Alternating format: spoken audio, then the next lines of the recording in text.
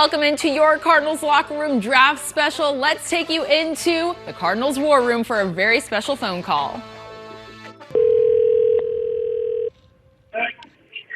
Hello? Trey. Yeah. Hey, man. Steve Keim with the Cardinals. How you doing? I'm doing good. I've been dreaming about this my whole life. Arizona's going to be perfect. That's what it is, man. Sometimes in life, too, you know what you got to do? You got to literally, like, take in the moment. You know what I mean? And take in the moment, truly, like, remember this time and all the hard work you put into it. Just be proud of yourself, man. And we had high grades on you. You were highest tight end on the board. And, no doubt. And I know I promise you won't regret this. I promise you that. Yes, sir. Well, good stuff. Well, listen, I want to let you talk to Michael, our owner, but congratulations, and I hope you do get to enjoy with your family. Be smart, get ready, come in here in shape, and be ready to roll. Yes, sir. Thank you so much, bud? man. I'm honored. I can't wait to be there. Okay, Trey, here's Michael.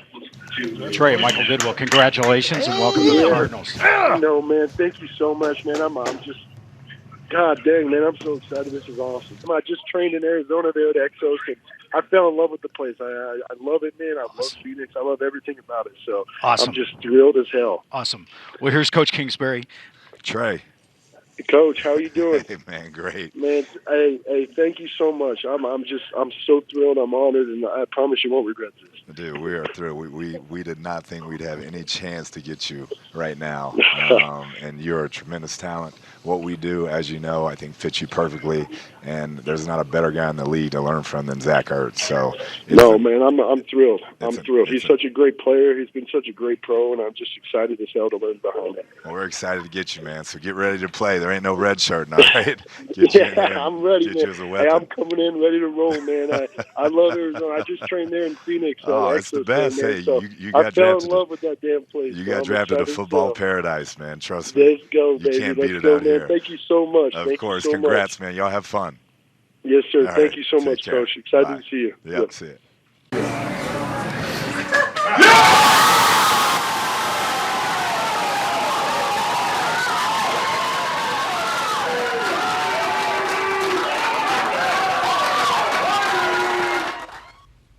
Well, reactions like that never get old. Good evening. Welcome into your Cardinals locker room draft special. I'm Lena Washington. I side with Luke Liddon. Tonight we'll break down the Cardinals draft picks this year. You'll hear from some of our insiders, and as always, we want to hear from you and get reaction from you fans. How good does it feel to be talking football? Yeah. Oh, so nice. And we'll also chat with GM Steve Keim, introduce you to the man known as Hollywood, and play a game of horse with Cardinals wide receiver Rondell Moore. He's pretty talented. He used to play basketball, folks. You know we want to hear from you and what you want to say about the draft, so text us at 602-444-1212. As you know, this is your show and your opinions matter. We'll get through some of your messages coming up a little later in the program. But we begin with breaking down the Cardinals as a whole in this draft. The Marquise Brown trade was Steve Keim's 12th as general manager and 7th time he's traded down. The two defensive ends, Cameron Thomas and Myjai Sanders, combined for 34.5 sacks during their college careers.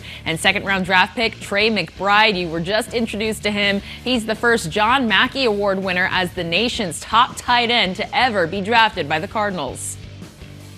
Alrighty, the picks are in, so let's introduce you to the Cardinals 2022 draft class.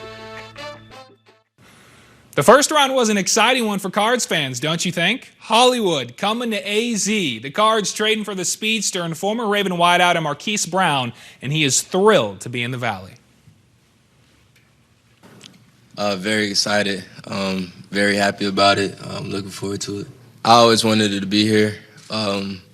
Me and Kyler talked about it back in January, February, and for it to actually happen, it's pretty crazy. But Hollywood knows a thing or two about catching dimes from Kyler Murray as they both lit the NCAA on fire.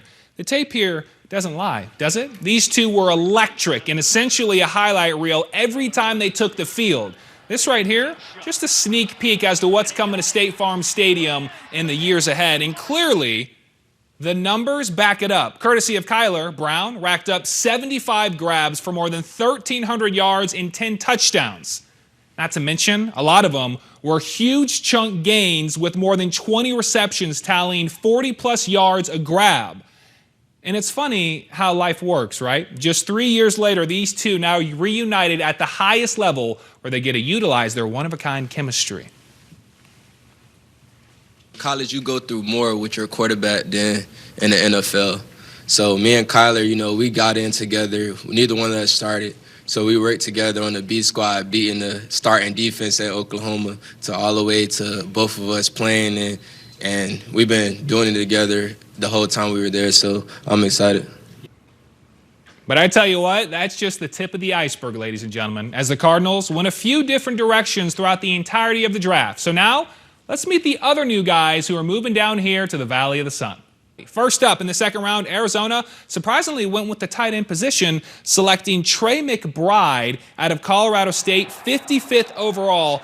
And then again, when you think about it, maybe not so much a surprise considering he nabbed 90 catches for more than 1,100 yards last season. And then in the third round, the Cards filling a much-needed void, taking defensive end Cameron Thomas, 87th overall, where he comes from, San Diego State. The D-end with a very high floor as he tallied 70 tackles, 11.5 sacks, and a forced fumble this past season. The Cardinals, though, doubled down on the position, taking pass rusher Myjai Sanders, 100th overall out of Cincinnati. Now, Sanders is a near solid 250 pounds and put up a respectable 41 tackles and 2.5 sacks during his final season with the Bearcats. So, Cards fans, not a bad start to the NFL draft, wouldn't you say? These first few selections have a lot of potential, and there's a lot more where that came from.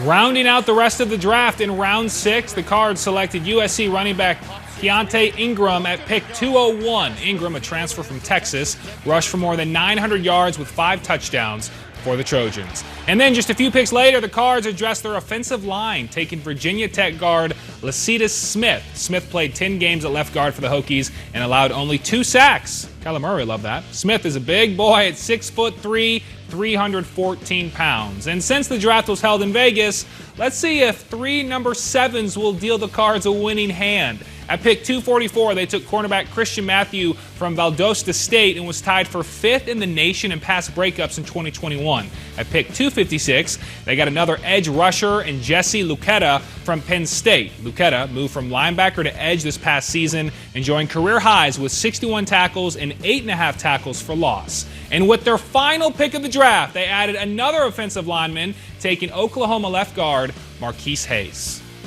And now it's time for tonight's interactive fan question. We want to know what grade you would give the Cardinals in this draft. A, B, C, or a big fat F. Log on to 12news.com/bullhorn to vote. We'll check back in to see the results a little later. Now let's send it back over to Luke Liddon with that. Oh, we're going to track the trend. Speaking of weighing in, we got a lot of folks here in Bird City weighing in already, including our very own Kyler Murray. You think he's happy to see his old friend back in the desert? Let's run it back. Hollywood to the desert. Y'all welcome my boy. Bird Gang did not waste any time doing that. And check it out. Hollywood on the PJ on his way to the desert. You love to see it. And then we got some more reaction from the Cardinals. We got the band getting back together. You know what it is. Still repping kind of the red and white color scheme from their OU football days. And how about Mark Dalton with this nice little nugget here from Trey McBride here. He's pretty good at basketball too. We got some multi-sport athletes in the Cardinals locker room. And there you go, Marcus Golden welcoming Myjai Sanders to the hunting crew here in the desert. You know, Marcus Golden likes to go hunting, so he's going to indoctrinate the new guys pretty soon. Luke, let's send it over to you with a story that broke on Super Bowl Sunday, and it doesn't seem to want to go away. Yeah, Lena, it really doesn't. When it comes to the Arizona Cardinals and the word drama, I think you know what name follows next. Kyler Murray. It's no secret Murray is hoping for a contract extension similarly to quarterbacks such as Aaron Rodgers and Deshaun Watson. But the way in which he has gone about it this entire offseason has certainly raised a few question marks. Time now to start from the very beginning of the saga with Kyler Murray. I'm an Arizona Cardinal. You know, I've done nothing but, give my all to the Cardinals. We'll continue to do that. So I'm not really too worried about my future as a Cardinal. But do you believe him? A lot of people think K1's status as a Cardinal might be in jeopardy. This has been an offseason full of drama with a whole lot of he said, she said. So let's take a deep dive into this whole Kyler Murray saga and try to connect the dots, shall we? It all started back in February when shortly after the season came to a close, Murray's Instagram went from this to that. Scrubbed his entire IG page. Not a single trace of the Cardinals on his profile, not to mention unfollowing the team. Kyler, why'd you do that? If you're a kid my age, you know, like you're used to like people take off all that. Like that's just a thing. Is it? I don't know if it's just a thing, but regardless of the reason, it's caused way too much chatter, which then led to Murray's agent Eric Burkhart releasing a mammoth of a letter stating K1 deserves a long-term extension. He also stated they need to see a real commitment from the organization, among many, many other things. The Cards, though, didn't seem to flinch. I think it's an agent doing his job. I have a lot of respect for Eric Burkhart and obviously Kyler Murray. People have different ways of approaching things, and I respect that you can't get caught up in taking things personal. It is a business. But the drama continues from every outlet you can think of. First are the former teammates in Chase Edmonds and Patrick Peterson. They recently chimed in on a podcast about Murray's longevity with the team just to stir the pot a little bit more. Do you guys believe Kyler Murray will finish his career in Arizona? No. Man, the way things are, just especially with how people just move, bro, and get traded, I don't think so. And then to take matters further, radio host Colin Cowherd taking a dig at Murray's inability to lean into Arizona's culture. Kyler's last 3 years have not ended well. You want your seasons to end well? Lean in. Don't have to be top of the market. You can be paid well.